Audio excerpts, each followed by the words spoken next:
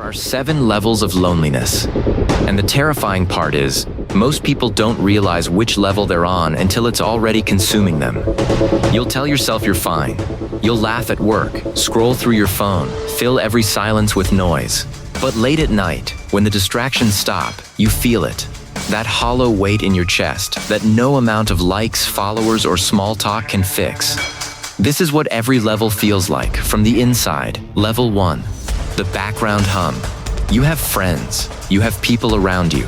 On paper, everything looks normal, but there's this quiet hum underneath it all, like a frequency only you can hear. You're at a party, and everyone's talking, and you're smiling, but something feels off, like you're watching yourself from the outside. You laugh a second too late. You check your phone not because someone texted you, but because you need something to do with your hands. You leave, and nobody notices. You get home, sit on your bed and think, that was fun, but your chest doesn't agree. You can't name it yet, you just know something is missing. Level 2, the digital mask. You start filling the gap with screens. You scroll through Instagram and see people living lives that look warmer than yours. Group photos, inside jokes, someone posting my person with a picture of their best friend. You double tap, you comment a fire emoji, but inside, something tightens. You start measuring your worth by notifications. A like feels like proof that someone remembers you exist. No messages by noon feels like confirmation that nobody does.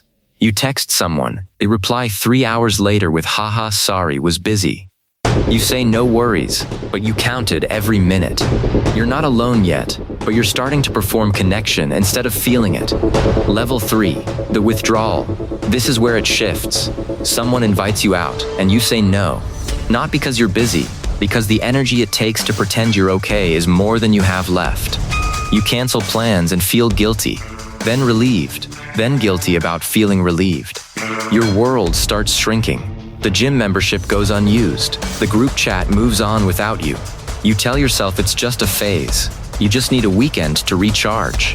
But one weekend becomes 2, then a month.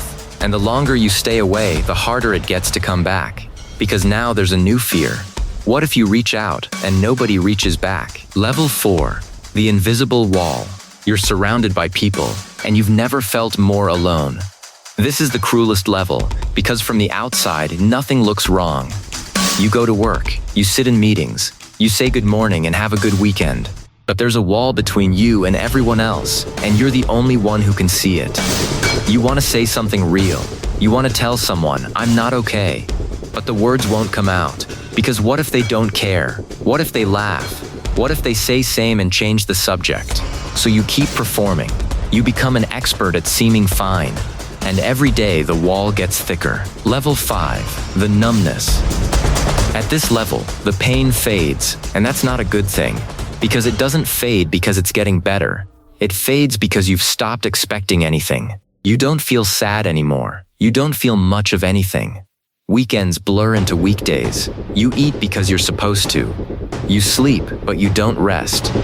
Someone asks how you're doing, and you say good, and you almost believe it, because good and numb feel the same when you've forgotten what happy is. You watch other people's lives like a TV show. Interesting, but nothing to do with you. You're not living, you're just present. Level 6, the dark mirror. This is the level nobody talks about. Because at this point, the loneliness isn't just around you, it's inside you. You start to believe you're the problem, that there's something fundamentally broken about you that makes connection impossible. You replay every friendship that faded, every relationship that ended, every text that went unanswered, and the common factor is always you. You tell yourself, maybe some people are just meant to be alone. Maybe this is who you are. And the most dangerous part? It starts to feel like relief. Because if you accept that you'll always be alone, you never have to be disappointed again. This is where loneliness stops being a feeling and becomes an identity. Level 7, the return. But here's what nobody tells you about rock bottom. It's also where the lie breaks. Because that voice that said nobody cares, it was wrong. It was loud and it was convincing, but it was wrong. The truth is, most people are too caught up in their own loneliness to reach out first. Not because they don't care, because they're scared of the same thing you are. The way out doesn't start with a grand gesture. It starts with one honest moment, one text that says, hey, I've been going through a rough time. One walk outside when every part of you wants to stay in bed. One conversation where you don't perform, you just talk. Level 7 isn't the deepest level.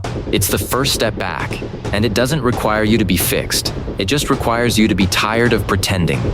You were never meant to carry this alone, and the fact that you're still here, watching this, means some part of you already knows that. If this hit different, leave a comment.